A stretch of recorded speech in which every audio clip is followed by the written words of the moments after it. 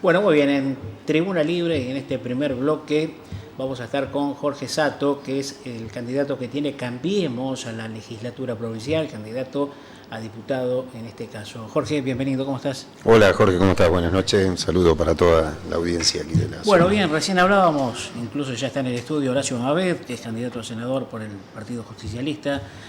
No queda nada, son 2 semanas para las PASO, quizás en algunos puntos. En el caso tuyo no hay competencia, en el caso de Horacio tampoco, lo que descomprime de alguna manera los partidos, lo que es la competencia, ¿no? Claro, sí, en el caso nuestro, bueno, esta etapa preparatoria es como un calentamiento de motores ahí en las pasos, para ya después ir sí al partido definitivo, donde jugaremos con leales armas y con argumentos, tratando de llevar a nuestra propuesta a la gente, enamorar a la gente, digamos, de una propuesta novedosa, positiva, en el caso nuestro propositiva, una propuesta de cambio. En el caso del Departamento Uruguay, que venimos de mucho tiempo en el caso del senador departamental y también de las representaciones en las cámaras de gobiernos justicialistas. Así que nosotros proponemos que nos elijan para proponer nuevas formas, nuevas miradas sobre la realidad del departamento y de la provincia, ¿no?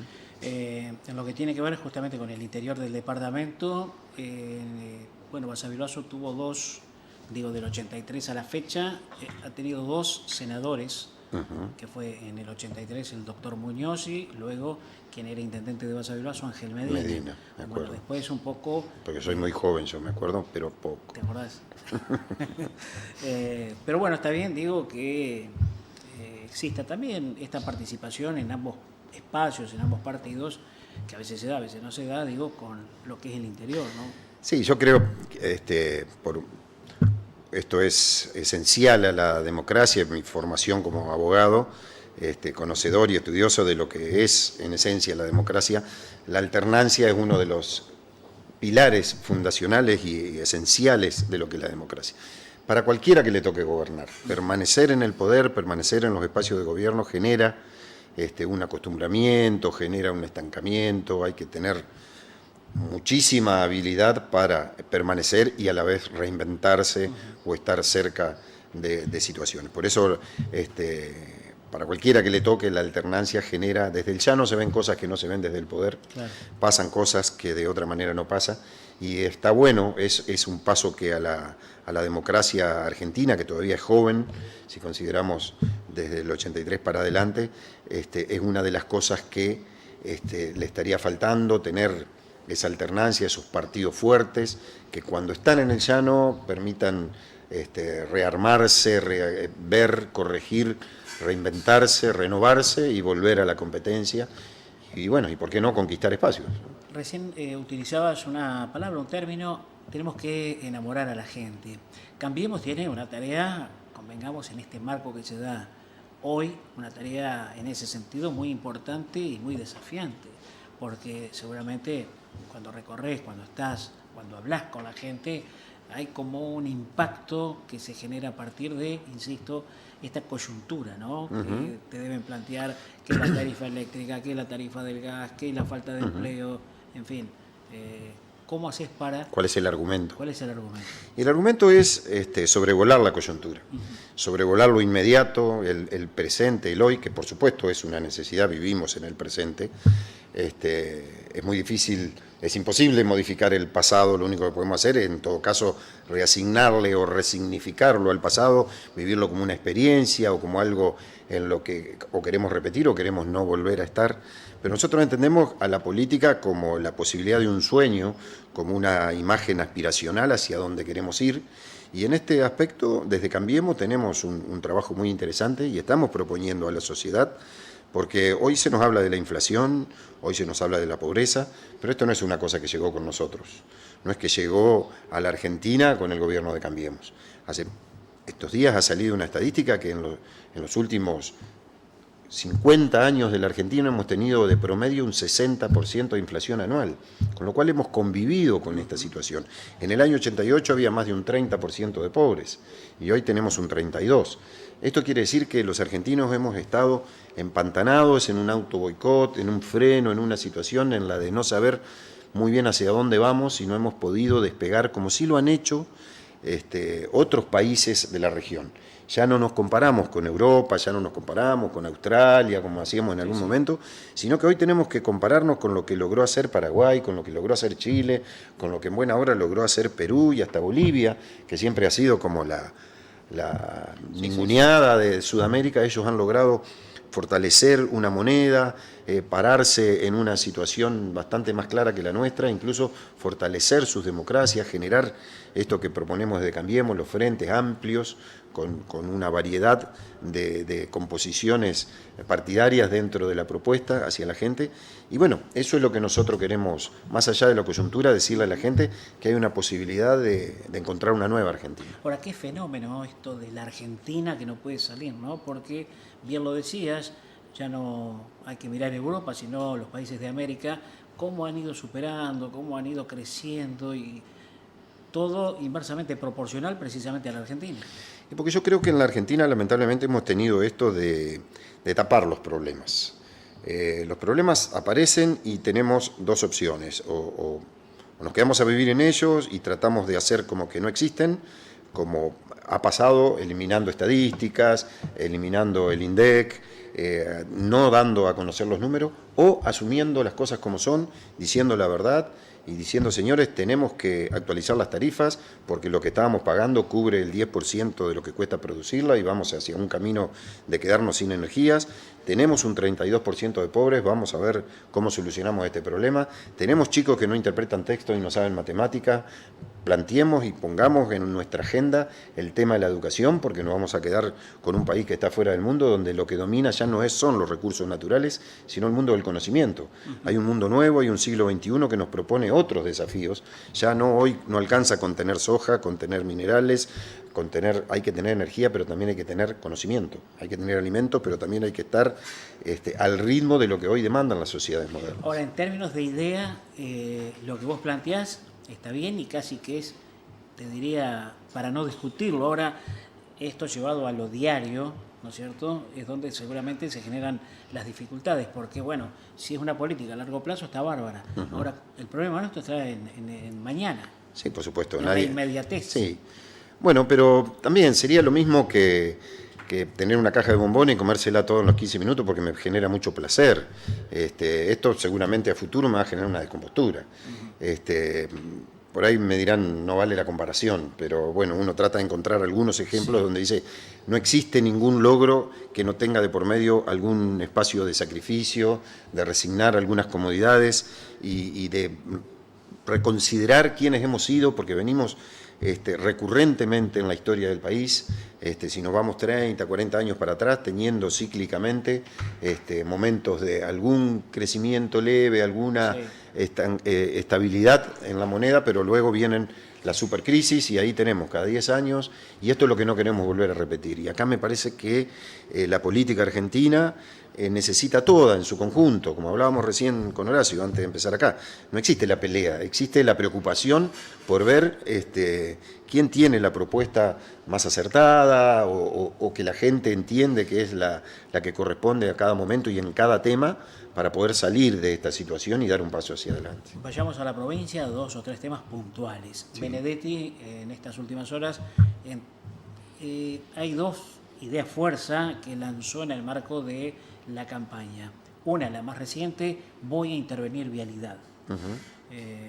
Ustedes coinciden obviamente con ese concepto. Y es un tema que cuando recorres el interior, en este caso de nuestro departamento Uruguay o cualquier departamento vecino, la nuestra es básicamente una provincia que vive de su producción primaria, agrícola, ganadera, avícola, y tiene un grave escollo ahí con el problema de los caminos, que son los caminos por donde sale la producción, aquellos que alguna vez se denominaron los caminos de la producción y nunca fueron tales. Son los caminos que limitan la producción, que complican los costos de los productores, que hacen que o se malogren sus productos o no se puedan recoger o como digo, todo salga más caro para llegar a ser competitivos, ya no con el resto del mundo e incluso con el resto de las provincias vecinas, ¿no? Entonces, y aparece Vialidad como un exponente de algo que ha sido un fracaso rotundo en la gestión de los distintos gobiernos que han pasado, donde no se ha podido, uno habla con cualquier colono y todos te dicen, no, más vale ni la llamamos a Vialidad porque nunca me da respuesta o me da respuesta tarde. Sí. Entonces, más allá de las culpas o de las responsabilidades personales, que no es el caso, por lo menos en este momento, lo que hay que buscar es cuál es la forma de dar solución al problema. Los problemas se hacen no para relatarlos, ni para comentarlos, ni para aprovecharse, sino para resolverlos o mínimamente para poder superarlos, ¿no? Bueno, también supongo que Benedetti de alguna manera sugiere, como pasó a nivel nacional o como se plantea a nivel nacional, que Vialidad, además, la idea de intervenirla tiene que ver con alguna sospecha de corrupción, porque es por donde ha pasado el gran chorro también de dinero.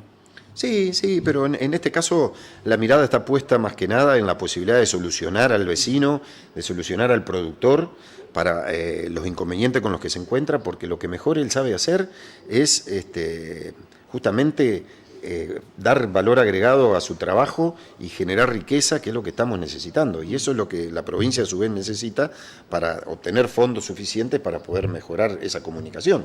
El otro tema tiene que ver con otra de las propuestas de Benedetti, que fue la primera, bajar al 10% el costo de la energía.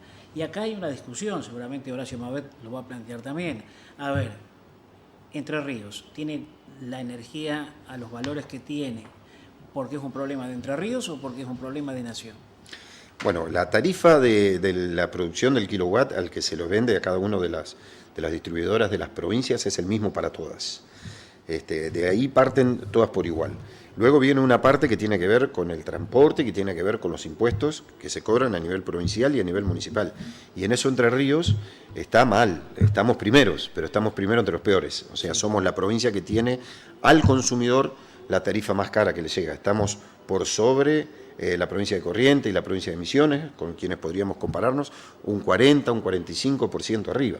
Quiere decir que si vos acá, por la actividad que realizás y con la tarifa que tenés, pagás 10.000 pesos de luz, a igual consumo en la provincia de Corrientes pagarías 6.000 o 5.500. Y esta es la desigualdad que nos saca de mercado, que nos complica, que nos hace menos competentes y por lo tanto menos productivos, y es lo que tenemos que revisar. Esto de haber actualizado el precio de las tarifas trajo a la población, por supuesto, un sacudón porque tiene que reasignar sus recursos, ni hablar a quien produce o a quien hace comercio, porque era un costo que no se tenía. Mirá, yo tuve actividad gastronómica hace 20 años, tenía una pizzería en Concepción del Uruguay, y mis principales costos, que los que me permitían cerrar bien o mal el mes, tener o no tener una ganancia, eran la luz y era el gas, que en ese entonces eran tubos envasados. Claro. Sí, sí. Sigo yo en contacto con muchos ex colegas gastronómicos y esto había dejado de ser un costo, lo cual no tiene ninguna razón de ser, porque era algo que estaba mal y que había que corregir, porque además estábamos yendo hacia una matriz energética que no nos permitía funcionar como país. No hay un país que pueda crecer sin energía. El criterio es, si Entre Ríos no tendría la carga impositiva que tiene, el impacto no hubiese sido tan fuerte en los bolsillos. No, a ver, son dos cosas diferentes.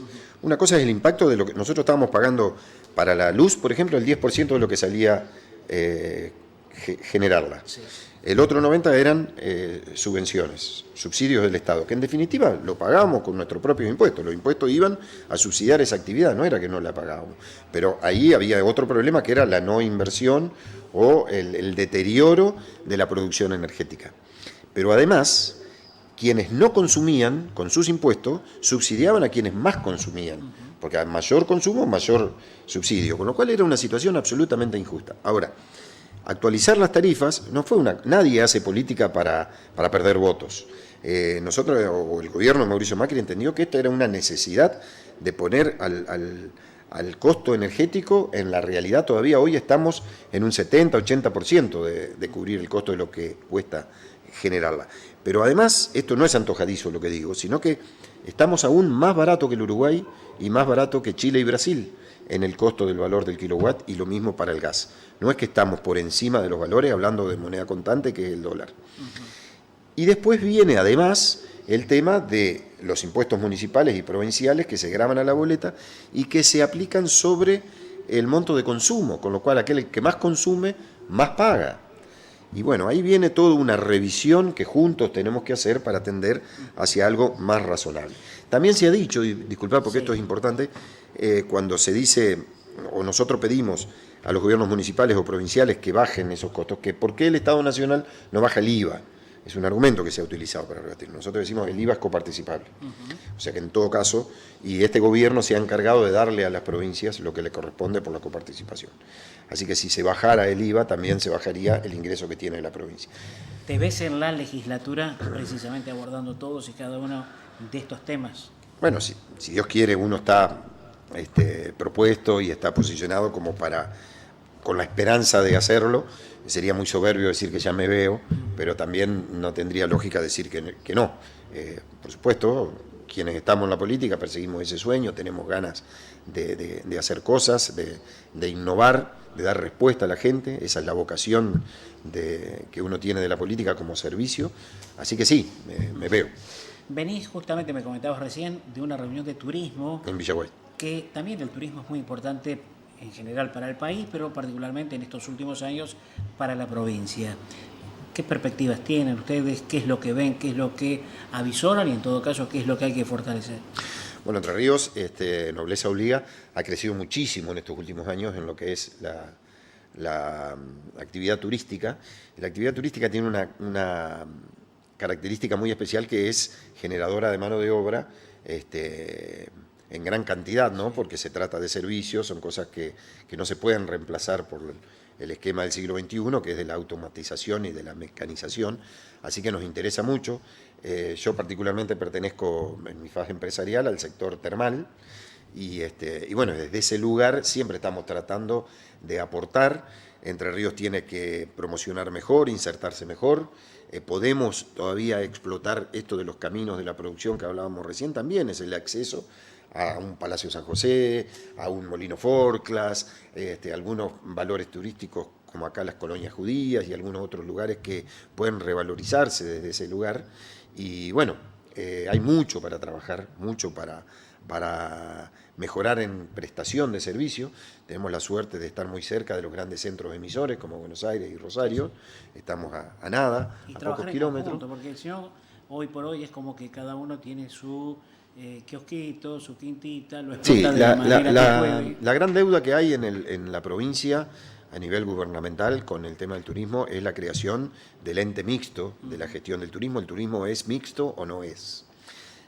Los destinos turísticos que han prosperado, como el caso de Córdoba, que hace del turismo una industria muy pujante, o la costa, o hasta Ushuaia, los lugares que uno quiera elegir que más se han desarrollado, lo hacen a través de la gestión en conjunto entre los organismos oficiales, los gobiernos, y la parte privada, que es la que aporta el servicio, digamos, en esta situación. Y esto es algo en lo que Entre Ríos viene amagando, tiene una ley de 2009 y no la ha reglamentado. ¿Cómo ves el departamento, que lo venís recorriendo, por supuesto, ahora con mayor intensidad, porque es un departamento también diverso desde lo que significa el mapa político, ¿no? Va a haber ratificaciones, va a haber cambios, tenemos, bueno, en muchos municipios gobernados por el justicialismo, incluyendo Concepción del Uruguay, de donde sos. Sí. Bueno, el departamento, esperemos que Cambiemos pueda dar alguna sorpresa. Tenemos una expectativa muy interesante en Concepción del Uruguay con la propuesta de Juan Río Rico como uno de los 3 precandidatos, que creemos que va a ganar muy bien la interna en Concepción del Uruguay, va a ser el candidato de Cambiemos, y está muy bien posicionado, de acuerdo a algunos sondeos que hay, para poder dar una muy buena pelea por la Intendencia de Concepción del Uruguay. Sí. Lo mismo acá en Basso, luego de una excelente gestión de Hein, que ahora está como candidato a viceintendente, creemos a vicegobernador, perdón. Creemos que la propuesta de Hernán Bessel es muy interesante para acá los vecinos de esta localidad.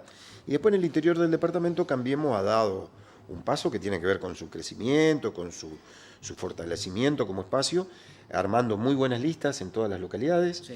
Y bueno, y va a dar pelea en todas y cada una de ellas. Algunas caerán en unas manos, otras en otras, pero de eso se trata.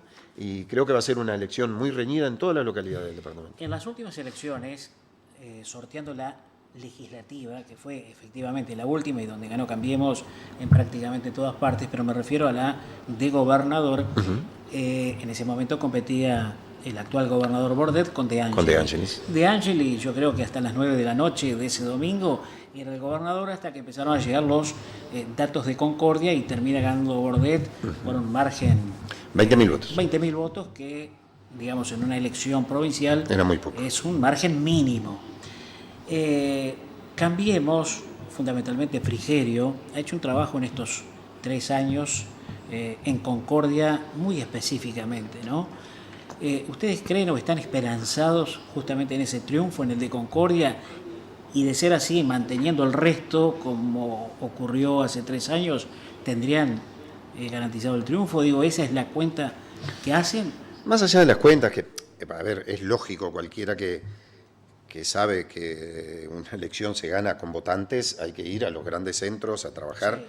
Pero Concordia es un ejemplo de lo que no se dice y de lo que es. Porque hoy estamos hablando de pobreza y estamos achacándole al gobierno nacional del ingeniero Macri el tema del 32% de la pobreza. A ver, Concordia ha sido gobernada 2 veces por el actual gobernador Bordet, fue ministro de Economía también ahí, estuvo gobernada por Busti, de ahí es Uribarri, y Concordia siempre ha sido la ciudad más pobre del país, o la segunda o la tercera. Siempre ha tenido los más altos índices de desocupación, de violencia y también de pobreza. Entonces, el pueblo concordiense también reclama un cambio. Quiere al menos visualizar o permitirse, como decíamos, tener un sueño que la saque de esta situación en la que siempre figura Concordia en el contexto nacional como justamente por los bolsones de pobreza que genera. Esto quiere decir, por un lado decimos y señalamos al gobierno nacional que no sabe combatir la pobreza, y por otro lado se nos cae la estantería encima cuando vemos que el actual gobernador, que fue 2 veces intendente en la ciudad, no pudo tampoco controlar esa pobreza, teniendo en la nación gobierno de su propio signo. Bien, yo también les pregunto a los muchachos de acá, de Basavilbaso, Valle, que salen a recorrer los barrios, qué es lo que le pregunta a la gente, ¿no? Volviendo un poco a lo cotidiano, porque por ahí al vecino común le interesa más lo de todos los días y no tanto la macro, que, bueno, de alguna manera se entera que subió el dólar porque mira televisión, sí, porque como todos consumimos, digamos, los noticieros nacionales.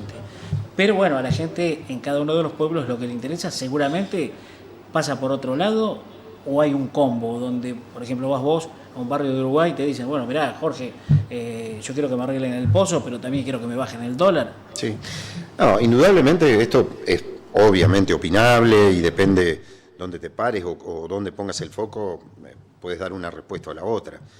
Yo lo que digo es que existe un microclima de los políticos y del periodismo y de alguna gente que no pasa del 5 o 6%, que está enfocada en todos los temas, los locales, los regionales, sí, los nacionales y hasta los internacionales, y podemos hablar del mercado, de la crisis de los países emergentes y mucho piripipí, que al 90% de la gente le pasa por el costado y está en su problema, en su negocio, en su trabajo, en su campo, y esos temas pasan muy lejos. Ahora, acá hubo un gobernador, que es el gobernador Gustavo Bordet, que dentro de sus facultades tenía la de adelantar las elecciones. Tomó la decisión de hacerlo porque dijo, fue su argumento, más allá del gran costo que significa, los 500 millones de pesos que se gastan para adelantar la elección, que lo que él quería era que en Entre Ríos se trataran los temas nuestros. Y bueno, nosotros aceptamos esa regla de juego porque estaba dentro de sus facultades hacerlo y fuimos a una elección desdoblada para tratar los temas nuestros. Ahora resulta que hoy nos encontramos que él mismo está proponiendo los temas nacionales. Viene con la tarifa, viene con la pobreza, viene con el dólar, viene con la inflación. Entonces, por ahí... ¿Que habrá tiempo de discutir también? Sí, por supuesto, va a haber elecciones en octubre.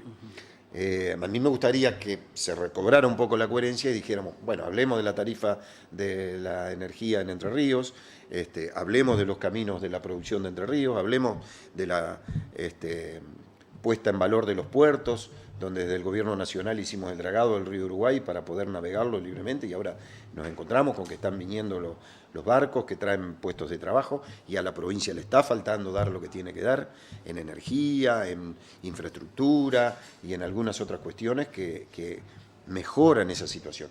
Dar trabajo real. dar trabajo real, porque eso es lo que genera, no es agrandando el Estado, ni empleando gente en los municipios o en los organismos, como se hizo en Vialidad también ahora, y por ahí eso un poco tenía que ver la denuncia de Atilio, los nombramientos que se hicieron a último momento en Vialidad.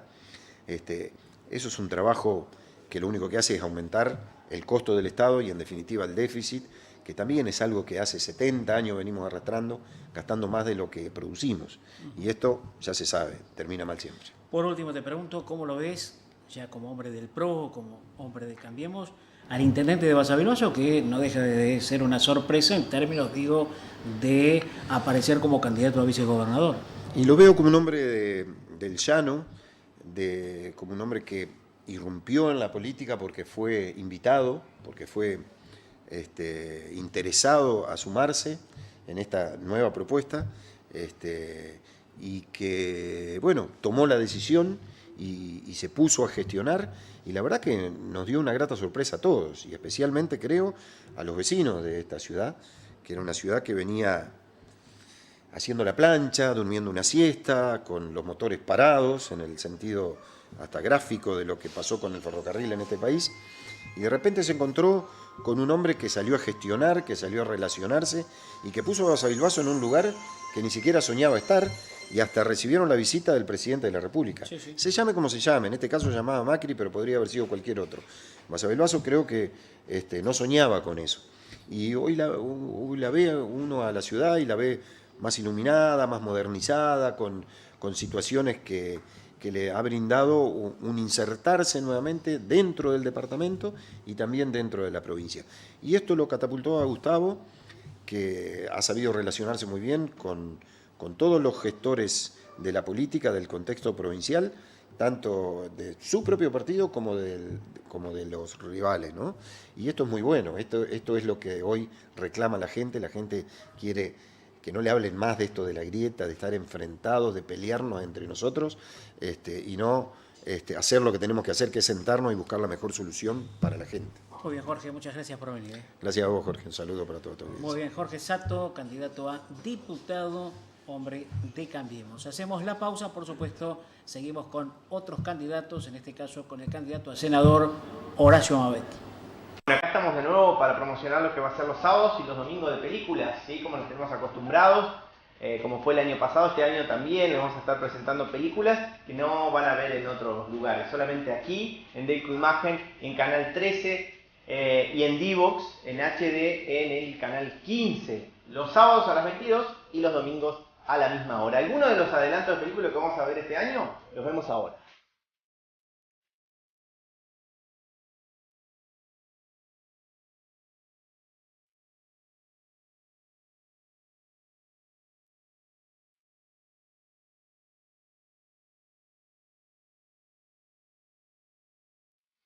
Bueno, esas películas y muchas más vamos a estar viendo, no les vamos a adelantar todo, obviamente. Nos pueden encontrar en redes sociales donde vamos a estar adelantando lo que se viene los fines de semana. Nos pueden seguir en Delco Imagen Basavilbaso en Facebook, Instagram Delco Imagen Baso con doble S y en Twitter @Delco Baso, ¿sí? En esas redes sociales encuentran los adelantos de las películas que van a tener cada fin de semana. Los esperamos los fines de semana de película, no se olviden, a las 22 horas sábado y el domingo a la misma hora. Amigos del campo, los espero los viernes 19:30 en Ámbito Agrario, un programa destinado a resaltar las múltiples actividades de esta progresista zona entrerriana, con entrevistas, comentarios, opiniones y por supuesto todo el quehacer del campo, los viernes 19:30 horas, con repetición 22 horas, siempre por Delco Imagen. Bueno, muy bien. A quien estamos viendo es el intendente actual de Santa Anita, Horacio Amabet, que como hombre del interior, también del departamento, ahora pretende ocupar una banca en el Senado de la provincia. ¿Qué tal, Horacio? Bienvenido. Muchas gracias, Jorge. Un gusto estar en su programa. Bueno, lo habrá escuchado recién a Sato, hablando un poco de todo lo que tiene que ver con la provincia, y hay, es cierto, 2 o 3 temas puntuales que por ahí pueden aparecer como macro, pero que impactan en lo diario, en la gente, en el vecino, sea de Santa Anita, de Basavilbaso o de Paraná. Fundamentalmente hablo de la tarifa eléctrica, ¿no? Y yo sé que usted ha estado un poco trabajando ese tema. Sí, no, a mí me ha llamado la atención unas declaraciones de quien es candidato a intendente, a senador por el departamento también, el Diputado actual diputado Artús, exactamente, que había declarado que la culpa del tarifazo era de la provincia. Y eso me pareció una falacia, porque si se aumenta 1.500% la electricidad a nivel nacional, echarle la culpa a la provincia es ridículo. Yo, por ejemplo, yo sé que hay una carga impositiva. Por ejemplo, en mi municipio, todos los municipios de la provincia tienen el 8,6. Las juntas de gobierno y los municipios de impuestos. Hay otro municipio, en el caso de Basavilbaso, aparte del 8,6, tiene el 14%. Yo creo que estaba al 16 y lo bajaron 2 puntos nomás. Sí. Entonces, se pueden hacer gestos de parte de los municipios para bajar más. Yo nunca puse un impuesto en la tarifa eléctrica, una tasa, porque en realidad la tasa es una retribución de servicios, y cuando se pone una tasa en un impuesto, en una boleta, se le está cargando algo que no corresponde. Claro. Sí, en general los municipios cobran, cuando uno ve la boleta, viene el alumbrado público, vienen una serie de ítems que también es cierto el vecino ni se detiene a leer. Pero fíjese que en la boleta de la luz viene el alumbrado público, que se paga un prorrateo, el 8,6, y acá en Basavilbaso pagan el 14%, que es municipal. En el caso de Santa Anita no existe eso. De cualquier forma, la carga impositiva, el 21% es IVA. En los sectores productivos el 27% del IVA. Sector arrocero, que dejó prácticamente de sembrar por las tarifas, en la zona nuestra, que tenemos una cooperativa eléctrica de 36 pozos arroceros, que están funcionando 10, es imposible. Y el IVA es nacional. El IVA es nacional. Así que, y compararnos con algunas provincias que tienen un pésimo servicio eléctrico, no es una buena comparación. Si uno recorre Corrientes, me han dicho, yo he pasado algunas veces, pero ve apostamiento de palos de cualito, lugares donde no llega la electricidad, es decir, el Estado provincial no ha invertido. Ese 12% que era el 16%, creo, y lo bajó al 12 o 13% la provincia, del fondo que tiene para generar obras, se invierte muy bien, no solamente en electricidad, sino que se invierte en llevar la electricidad a lugares rurales, y se invierte también en el fondo gasífero, es decir, para llevar el gas a muchas localidades. Entonces, el problema no es de la provincia, el problema, porque la provincia de Entre Ríos tiene un excelente servicio eléctrico. El promedio será 1 hora de corte mensual si uno suma todo, y hay provincias como Corrientes que están en 3 días de corte. Entonces, no se puede comparar peras con manzanas en el sentido de ver qué servicio se presta. Horacio, ¿cómo va la recorrida por el departamento? Un poco también la pregunta que le hacía a Sato recién, ¿no? ¿Hay, usted cree, un común denominador en el reclamo, cuando habla con la gente, que puede ser de 1 de mayo, como puede ser de las moscas? Sí, nosotros estamos haciendo una recorrida y en muchos lugares hay internas partidarias. Sí. Entonces, lo hacemos con mucha prudencia, hablamos con las 2 listas, como acá. Como acá. Hemos hablado, me han invitado a la presentación de las 2 listas, he concurrido, y le hemos planteado, y ellos lo tienen claro, la consigna de que es lícito la pelea por las propuestas, cada uno tiene su impronta, pero después del 14 de abril tenemos que ir todos juntos para que el gobierno siga siendo, el gobernador siga siendo Gustavo Bordet, y tratar de recuperar los lugares donde el justicialismo no gobierna. Hay como un juego en todo esto, porque es cierto, a ver, Cambiemos, en el marco de esta campaña, apunta al gobernador, mientras que el justicialismo apunta a la nación, al presidente. Sí, nosotros estamos muy orgullosos de Gustavo Bordet. Creo que superó las expectativas inclusive que muchos entrerrianos tenían.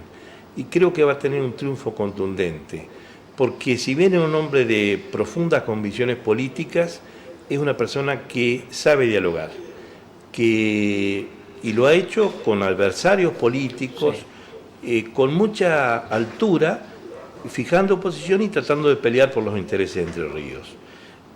Habla con todos, bueno, hasta el dialoga. punto que ha tenido un excelente diálogo con el propio presidente. Exactamente, exactamente. Y eso no quiere decir que sea que obsecuente, comparta, claro. y que comparta ideas económicas. Le ha tocado gobernar con un presidente de otro signo político. Y en la democracia eso puede ocurrir. A veces no ocurría, pero puede ocurrir. Y creo que tenemos que tener una madurez política para enfrentar esas situaciones y pensar en los intereses del país, de la provincia, y tratar de dialogar, que es la forma de ir construyendo, y a veces se llega a conclusiones parecidas, o a pesar de las diferencias, hay que mantener el diálogo. Fueron como arenas movedizas para el gobernador, porque mientras él mantenía un buen diálogo con el presidente, con el ministro del Interior, el considerado peronismo duro un poco no se lo perdonaba, ¿no?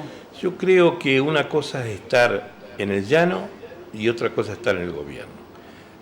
Gustavo Bordet tenía la enorme responsabilidad de pagar los sueldos puntualmente, como lo ha hecho, mantener obras, no despedir ningún empleado, como también lo ha mantenido, achicar la planta de personal, que se ha achicado sin despedir gente, lo que habla que no ha habido nombramientos, y por una lógica, jubilaciones en el proceso de envejecimiento natural de jubilaciones, se ha dado que se han jubilado y no se ha repuesto, se han cubierto los cargos. Es una planta importante la de Entre Ríos. Los maestros ocupan una función importante, porque la educación, Gustavo ha planteado que ninguna escuela se debe cerrar. Hay escuelas con 2 alumnos, 3 alumnos, pero no quiere cerrar ninguna escuela, así que tiene una importante, carga de peso, que es una inversión, en definitiva no es un gasto, la educación, la salud también. Hay programas nacionales que se están recortando, ha tenido que aumentar el 80% del presupuesto provincial en salud, en comedores escolares, que ha crecido, así que le ha tocado una tarea muy difícil. Horacio, si le toca en suerte ganar ocupando la banca por el departamento Uruguay, justamente esta es la pregunta: ¿cómo se ve? Porque usted está formado desde lo ejecutivo, un hombre que ha estado siempre al frente del municipio, donde la tarea es totalmente distinta a la que tiene un legislador. Sí, es cierto. Yo, también por formación profesional, jurídica, aunque no he ejercido prácticamente, soy abogado, así que tengo una afinidad y un contacto con las leyes, y siempre me ha interesado la historia y he seguido la legislación de Entre Ríos y del país, ¿no es cierto? Así que le voy a prestar importancia, pero yo creo que el legislador tiene que estar atento a los problemas del departamento, muy atento a cada localidad del departamento, hablando con los intendentes, hablando con los presidentes de junta y viendo cuáles son las debilidades. Por ejemplo, escuchaba con atención al candidato a diputado Sacco y planteaba el tema de los caminos, y es cierto, tenemos un déficit importante. Yo pienso... Ustedes lo han sufrido años. Años, exactamente. Gracias a gestiones anteriores se hizo la Ruta 20, que un legislador de acá, de Basa del Vaso, y en ese sentido uno tiene que ser justo. La persona que más luchó por el asfaltado de la Ruta 20, Basa del Vaso, Villaguay, ha sido Julio Aldaz, que peleó a muerte, y todos desde nuestros lugares empujamos esa posibilidad. Que esa era una pelea, después la segunda era ir hasta Santa Anita. Exactamente, el acceso a Santa Anita. Pero yo creo, voy a intentar replicar una experiencia, y se le voy a sugerir al gobernador, una experiencia que hicimos. Yo hice más de 35 kilómetros de caminos vecinales en la localidad. Municipio, vecinos, productores y vialidad.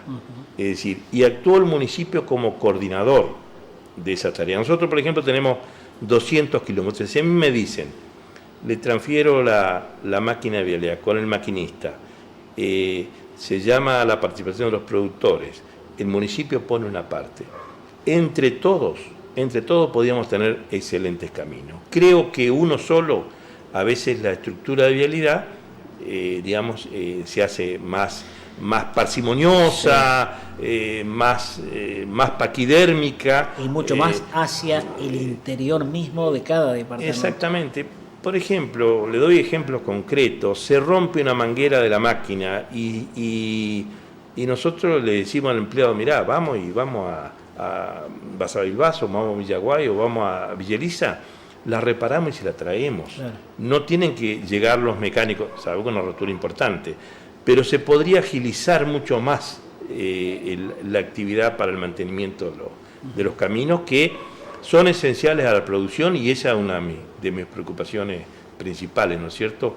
La producción tiene que tener caminos, y yo hice caminos de 2,50 metros con los productores, con los vecinos, a granjas avícolas de 2,50 de ancho, caminos vecinales que tienen muy poca circulación, pero que eso permitió seguir trabajando. A usted se lo marca la experiencia. Totalmente. O sea, como intendente, por eso es importante la carrera política muchas veces, sí, porque cuando uno llega a un cargo legislativo tiene que venir precedido justamente de esa experiencia de haber pasado por los municipios y volcarla desde allí. Totalmente. Y fijarse metas concretas. Es decir, bueno, ¿cuál problema tenemos? Estos 3 kilómetros, bueno, nos juntamos las personas que están involucradas en ese tema y se trabaja en ese tema.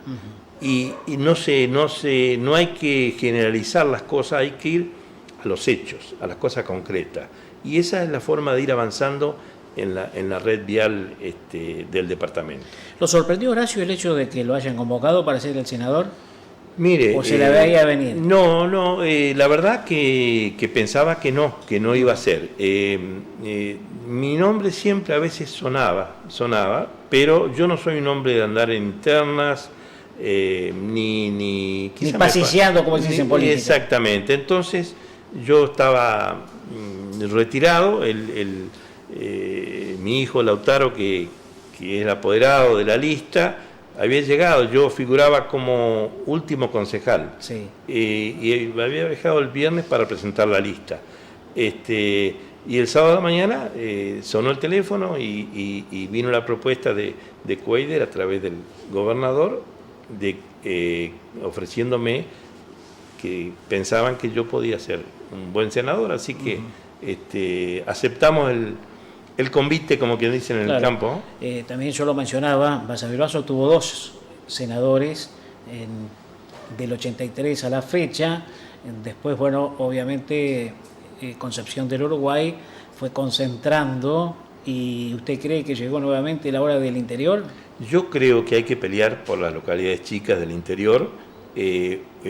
Concepción del Uruguay es la capital histórica, es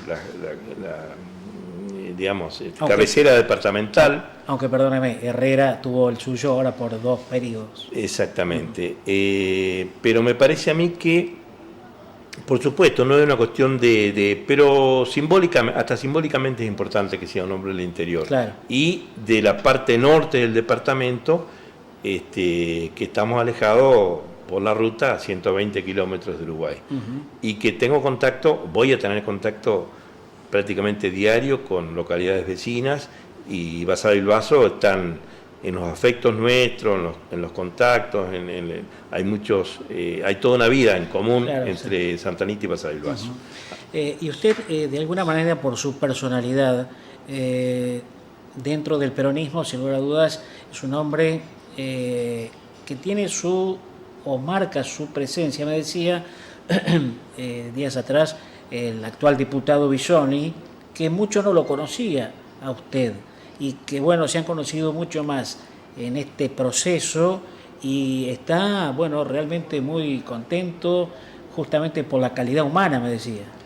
No, sí, yo soy un hombre que, digamos, estoy en política por una sola razón, porque tengo vocación de servicio, porque quiero que mi país, mi provincia y mi pueblo adelanten. No hay otro motivo.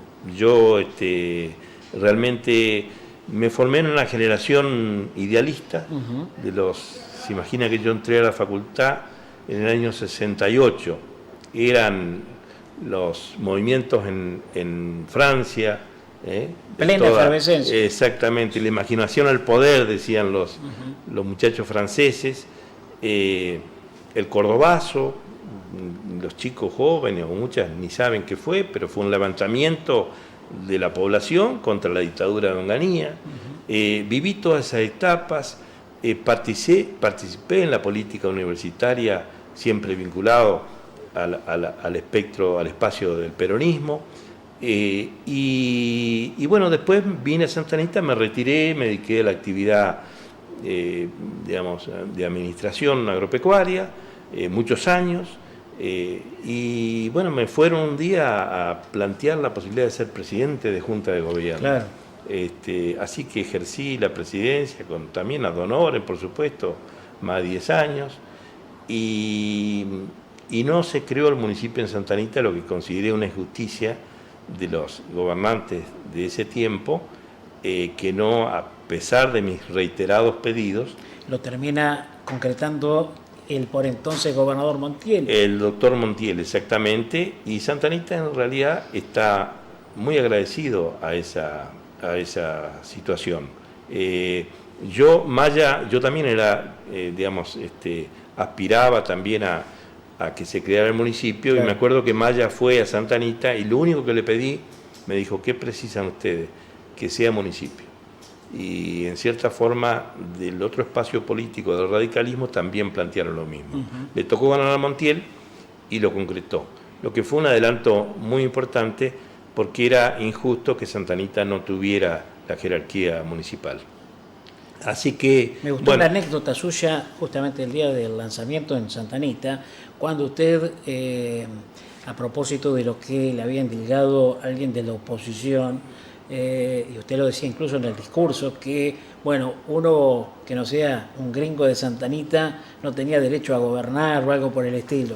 No, sí, fue, digamos, a veces uno contesta, pero dice que me comentaron que en una reunión política del otro espacio de Cambiemos, alguien había dicho, no tengo la seguridad, pero alguien había dicho, es hora que gobernemos los gringos, basta de Amabé.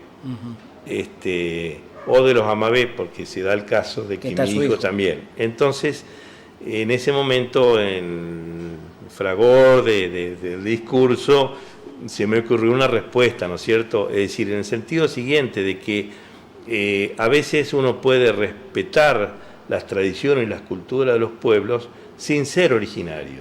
Es el caso, yo soy un hijo adoptivo de Santa Anita, me siento identificado con su forma de vida, con sus costumbres, con su cultura del trabajo y el esfuerzo.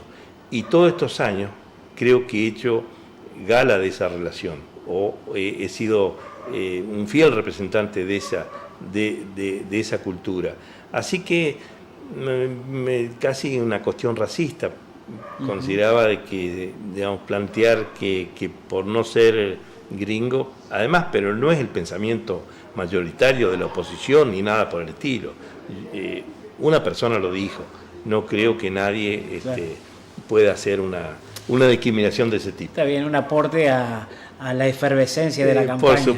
Por supuesto. Ahora, se puede llegar a dar, o creo que se da, algo muy interesante en el departamento en términos precisamente de competencia electoral, porque así como usted, por supuesto, viene precedido de estas intendencias, de su formación intelectual, por otro lado también lo tiene Artusi, que si bien usted no coincide, por ejemplo, con el tema de lo que él plantea, también es una persona muy bien formada y creo que gane usted o gane él, en el caso de que sean ustedes, el departamento termina estando bien representado.